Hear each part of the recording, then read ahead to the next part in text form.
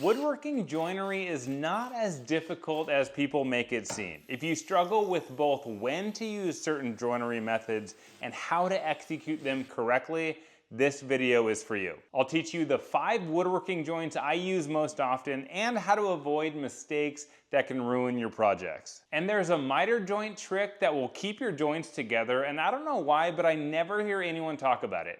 Butt joints with screws, the tried and true method when you want a rock solid project, but you don't really care how the joint looks. This is a great joinery method. You'll see the end grain or the plywood plies, but it doesn't really matter if you're using it for shop furniture or if you're using edge banding to cover those edges.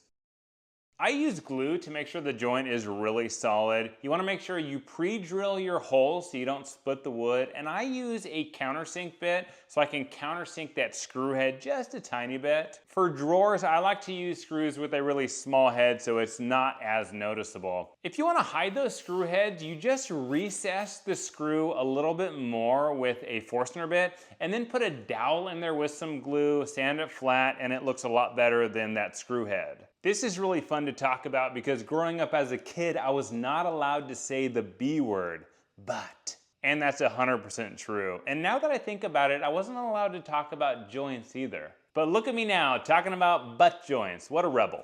These dowels work great, but you will see the end grain of the dowel, and so you'll notice it against the edge grain or face grain of your project. If you truly wanted these dowels to be a lot more hidden, you would put a plug cutter in your drill and cut a plug that is the same species as the wood in your project. For a more hidden joint that you really won't see at all in a lot of cases, you'll use pocket holes. This is a great option.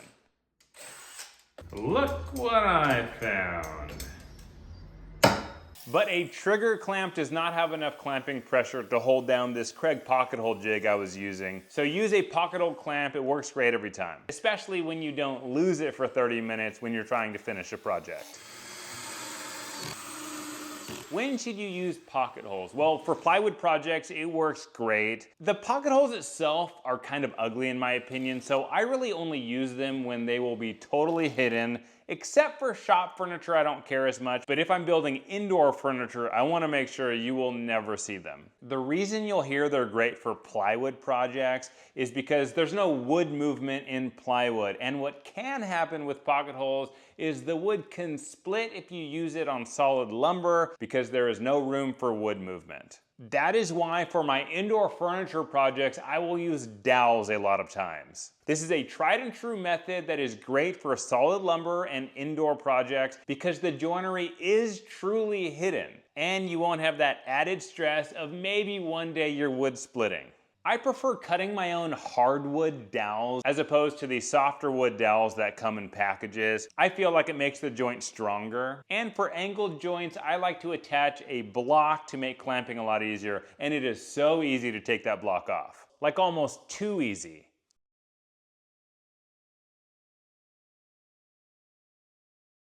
For using dowels not at the end of a board, I like to use a drill guide, and this one is from Miles Craft. It gets the job done. It's not my favorite, so if you have a recommendation, let me know in the comments below.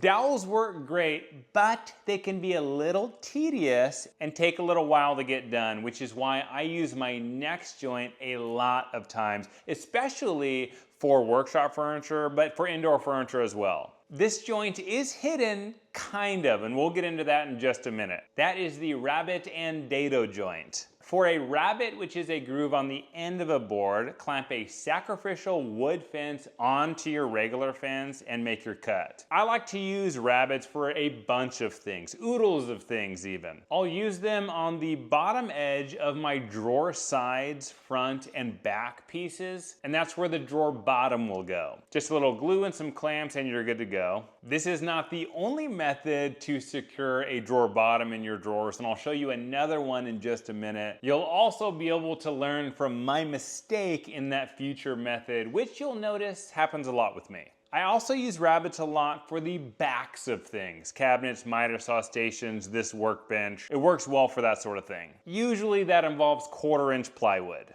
For a dado, which is what I'm cutting here, you don't need to add a sacrificial wooden board to your rip fence. You can just use your metal rip fence. And a dado blade if you want it to be nice and quick. You can use your regular single blade if you don't want to put in a dado stack. You'll just have to make multiple passes. Oh, and a dado is a 3-sided channel not on the edge of a board.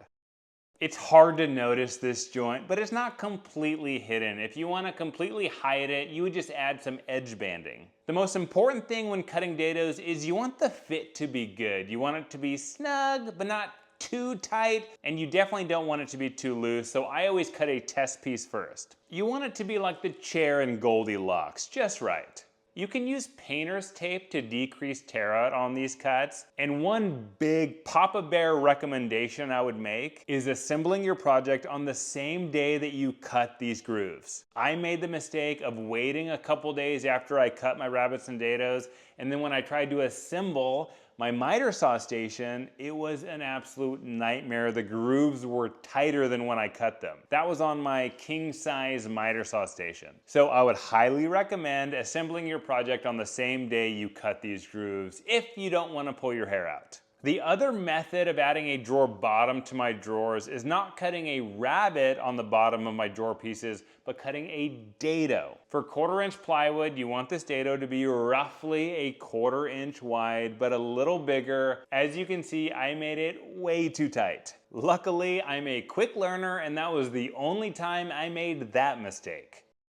What is this? Who put this in here? Okay, note to self, fire editor. Oh, I'm the editor? All right then. After I completed the chest compressions on this drill and sanding cabinet, I put it on my wall using a French cleat, which worked well. For a joint that looks super clean with no end grain showing, you'll want a miter joint. This joint is great for shadow boxes, picture frames, even furniture pieces where you want a really clean joint, but it can be tricky to execute perfectly or even semi-perfectly.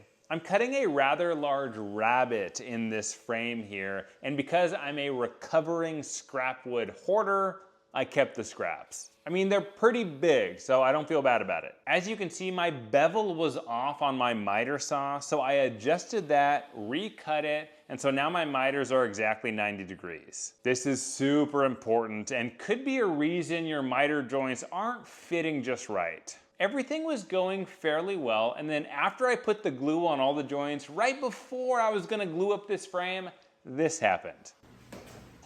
Oh, what the F? Oh my gosh. Come on. And who said glue ups were stressful? The power went out. Luckily, I was doing this during the day, so I opened up the garage door to let in some light, and the power did eventually come back on. I just had to laugh because it was literally the worst timing. Yay!